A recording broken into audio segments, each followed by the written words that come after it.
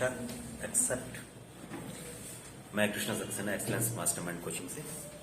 आज हम यहाँ फोकस कर रहे हैं एनालॉजी रिलेशनशिप पे। ये कई एग्जामों में स्पेशली आफ्टर 12th और आफ्टर ग्रेजुएशन जितने भी एग्जाम्स होते हैं बैंकिंग सेक्टर के, पीओ लेवल के, क्लर्कियल लेवल के, नर्सिंग, सभी में लगभग एनालॉजी पूछी जाती है। तो ये एक सिंपल एनालॉजी बेस्ड रिलेशनशिप कुछ क्वेश्चंस हैं। We are going to solve it. Now let's see here. Now guys, देखो यहाँ पर the first question is given about the terminology of analogy. अब बताओ इसमें क्या है। फर्स्ट में क्या दिया है, देखो यहाँ पर एक रिलेशनशिप दी है पिजन और पीस।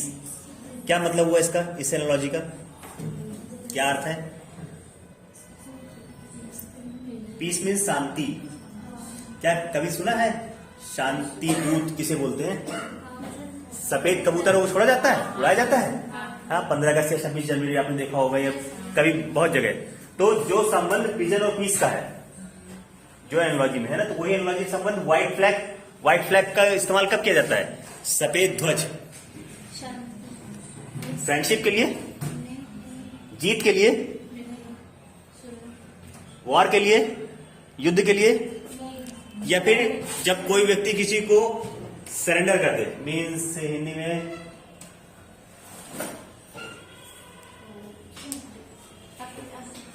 हाँ, किसी को हवाले कर देना है ना, स्वयं खुद किसी के हवाले कर देना है ना, सरेंडर हो जाना है ना।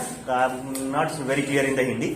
तो सरेंडर, तो हमेशा आपने देखा हो कभी भी जब कोई सेना वगैरह एनिमी जब वॉर होता है तो एक सेना जब आने लगती है या फिर कोई संधि हो जाती है या ऐसा होता है तो वो व्हाइट फ्लैग लेके निकलते हैं। व्हाइट फ्लैग का मीन्स होता है सरेंडर होना, यानी now we are coming under you, है ना, you can take our control, है ना, सरेंडर होना। ठीक है, तो जो संबंध यहाँ पर पिजन और पीस का है वही संबंध यहाँ पर व्हाइट फ्लैग और सरेंडर। कौन सा वर्ड है? ठीक है, सरेंडर में किसी के हवाले होना। Now come to the next. अब ये आप लोग के लिए, आप लोग जूलॉजी बॉटनी पढ़ते हैं ना, पोर्क्यूपाइन कभी नाम सुना है? एक जानवर होता है रोडेंट। रोडेंट्स क्या होते हैं?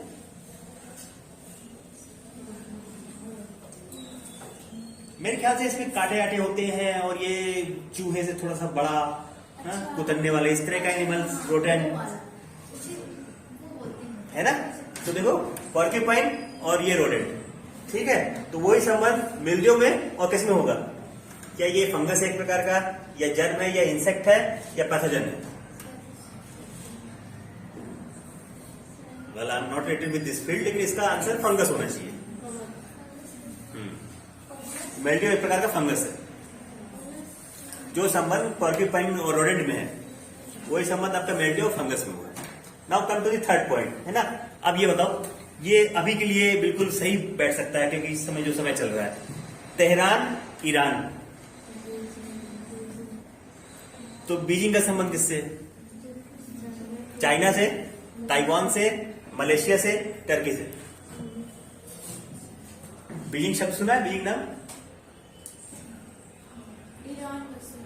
ईरान सुना है, तो फिर ईरान के पास तेहरान भी सुना होगा। चाइना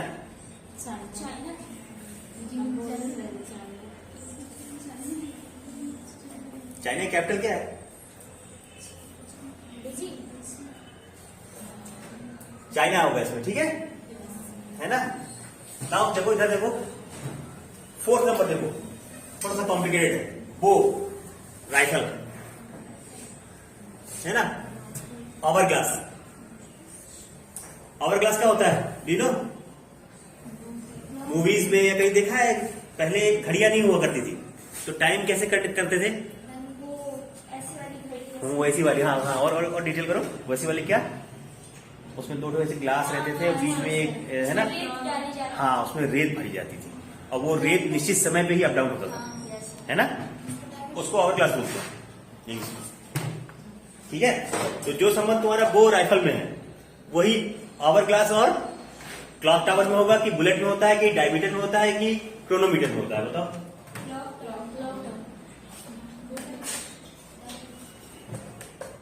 इसमें 50-50 है चांसेस। क्रोनोमीटर समझते हो नहीं समझते तुम लोग?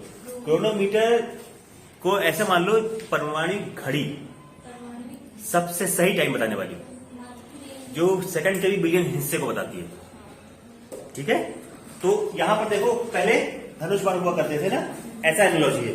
उसके बाद राइफल है, सेम उसी तरह से पहले आवर ग्लास हुआ करते थे, है ना। बेस्ट एंड बेस्ट चीज इन चारों में ऑप्शन क्रोनोमीटर।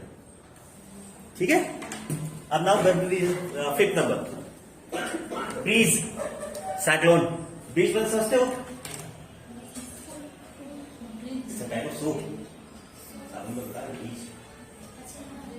हाँ, वो तो ऐसे ही कंपनी नहीं है। ब्रीज मीन्स होती है फुहार, ठंडी ठंडी फुहार, है ना। हल्की बहुत बारीक बारीक बूंदे नहीं निकलती पानी की, है ना। जैसे तुम लोग किसी हिल स्टेशन या आरे किसी फॉल में जाओ, तो फॉल के आसपास पानी खूब सारा गिरता है नीचे, और एकदम से बारीक बारीक बहुत बारीक बारीक वेपर्स उड़ते हैं ना, ठंडी ठंडी लगते हैं, है ना। वो ब्रीज कहलाएगी। और ये स्पेशली कब कहलाता है? जब हवा चलती है। When there is a nip in the air, जब हवा में ठंडक हो, है ना, तो वो ब्रीज कहलाती है। तो देखो ब्रीज का बड़ा रूप क्या है? साइक्लोन। साइक्लोन मतलब चक्रवात, तूफान, है ना। तो वही संबंध डीजल। डीजल मतलब समझते हो? डीजल कॉमन वर्ड है, तुम लोग देखते हो जरूर। डीजल मतलब होती है हल्की फुल्की बारिश, फुहार। नहीं, ये ब्रीज मतलब होती है, हाँ, बहुत बारीक होती है। जैसे बहुत बारीक लगता है, जैसे ओस नहीं गिरती, ओस उसी टाइप का, है ना। और डीजल मीन्स हल्की फुल्की बारिश, टिप टिप टिप, जैसे अपन यूज नहीं करते ऐसे वर्ड, है ना, तो उसको डीजल बोलते हैं। तो डीजल का संबंध किससे होगा? अर्थक्वेक से। अर्थक्वेक में समझते हो क्या? अर्थ, जमीन पे, भूकंप, भूकंप को अर्थक्वेक बोलते हैं। ठीक है। स्टॉर्म, स्टॉर्म मतलब तूफान। ठीक है। फ्लड, फ्लड मीन्स बाढ़। डाउनपॉर, मूसलाधार बारिश, cats and dogs, heavy rain. ठीक है, तो हाँ यही होगा डीजल का, यही होगा ना बड़ा रूप। अब मेरे को 6 नंबर बता, तुम लोग बता लो।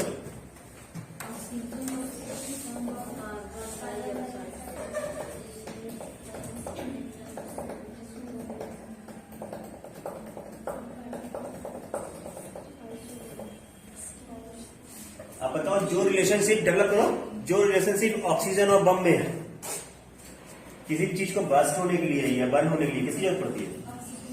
वही संबंध यहाँ कार्बन डाइऑक्साइड या इन चारों में किसी एक में होना चाहिए।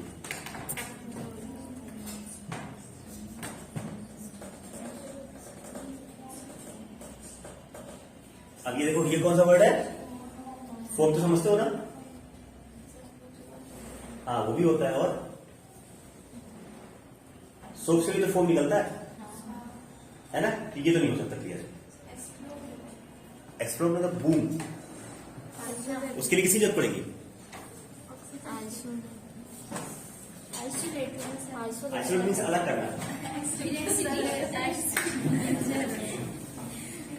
अब इस शब्द को पढ़ो, क्या लिखा बच्चों?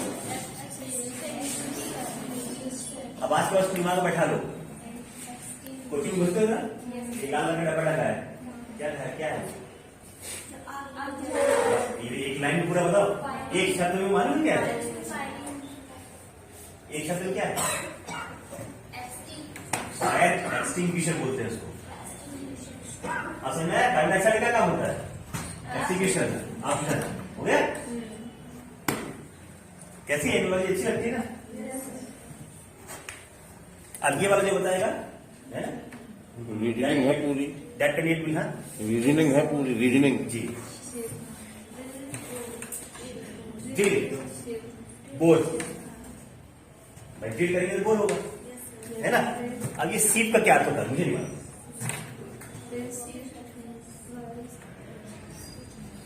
बता दो। आटा किससे छलते हैं? छालनी से।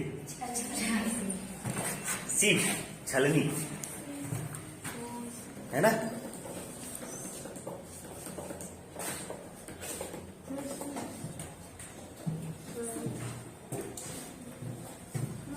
Can you operate do you operate washing machine in your house? Anyone? कभी नहीं। उसमें एक वर्ड लिखा रहता है इनसे, जो काम सी रिलेशनशिप आएगी इनसे, ठीक है? इन दोनों में एक रिलेशनशिप आएगी। छलने से क्या होता है? कोई भी चीज चल जाती है। रिंसेस क्या होता है? वाटर बाहर निकल जाता है, और जो क्लॉथ होता है दैट गेट ड्राई होने लगता है। क्लियर? ये वाला +5 मार्क्स दिए जाएंगे आपको। देखिए,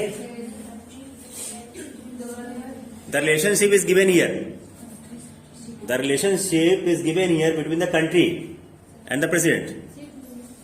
the same relationship will be state versus chief minister, obviously governor, ना। राष्ट्रपति के अपोजिट गवर्नर होता राज्य में, फ्रांस का गवर्नर होगा। या एक्चुअली हाँ, यहाँ there is given, I am sorry, there is given the first person of the country. तो जो संबंध देश और वहां के मुखिया में है, प्रथम व्यक्ति में, वही संबंध प्रदेश और वहां के प्रथम व्यक्ति में, governor. The governor is the right answer. राज्यपाल है ना। हाँ। Now come to the next 9 नंबर। कौन सा?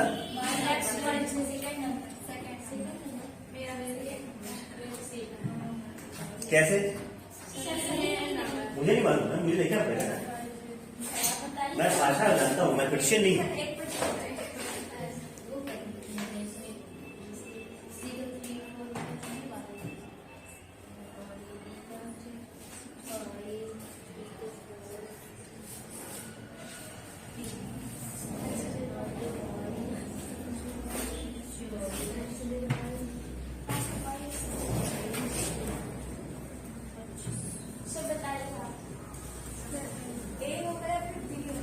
ए, तो ये कैसे करेंगे अपन? XYZ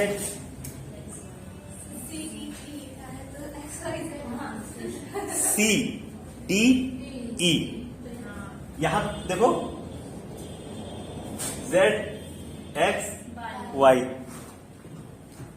यहां पर क्या होगा? EDC। थोड़ा कैलकुलेट करो जब तक मैं आराम करूं।